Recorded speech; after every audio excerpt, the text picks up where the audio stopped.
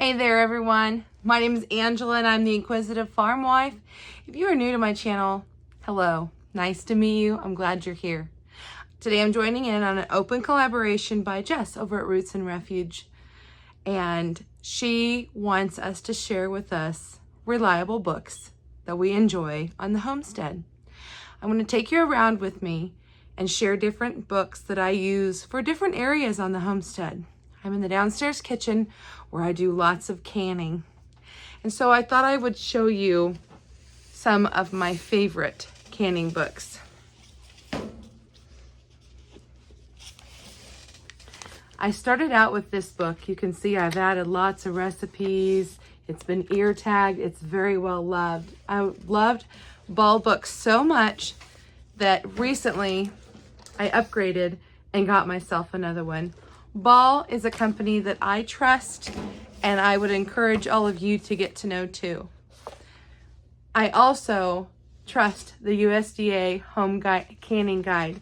It doesn't have the pictures that Ball has, but it has lots of really good information. I do lots of other things in the kitchen like baking bread and creative projects. I'm not going to bore you with all those books. I mean, look at all the ones I have just on making cheese. Come with me. Let's take a tour of the farm. In this area, I have birds. I have geese and ducks and turkeys and peacocks.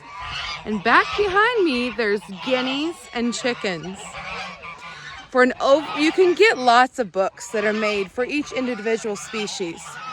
But this book here was a great one to get me started, to know what kind of animals I might want on my farm. And it goes all the way from birthing to butchering. Behind me is the goat area. They have quite the little playground. I love it in the spring when we get new babies. I was gifted this book by my cousin because I chose to raise dairy goats rather than meat goats. I got lots of great information on the care of the goats, but also there's recipes in there that are unique for working with goat's milk. If you're not familiar with goat's milk, it reacts a little bit differently than cow's milk does. Speaking of cows, I do love my Jerseys. Here's a mama, Junebug, and baby Louise here. Before I got a cow, I did plenty of research. I can't find my book. It's my favorite in all the series of the books I would show you today. It's called Keeping a Family Cow, and I will insert a picture here for you so that you can see what it looks like. I'm guessing I have loaned it to someone because it has lived by my bedside since the day I bought it.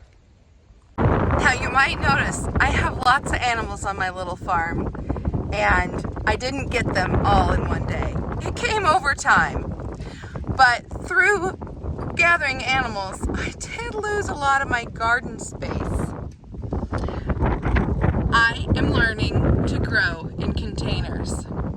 I'm excited about this journey. I love this book. I think that it will help me.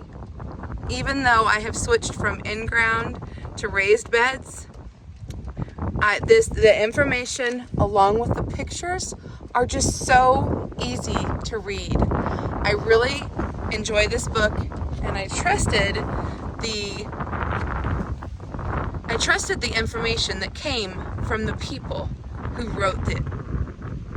There are so many other books that I use and I would love to share with you, but I wanted to keep this video short because I know there are going to be lots of other YouTube content creators sharing their favorite books too. And I want you to make sure that you check out that playlist and you see what they have to say.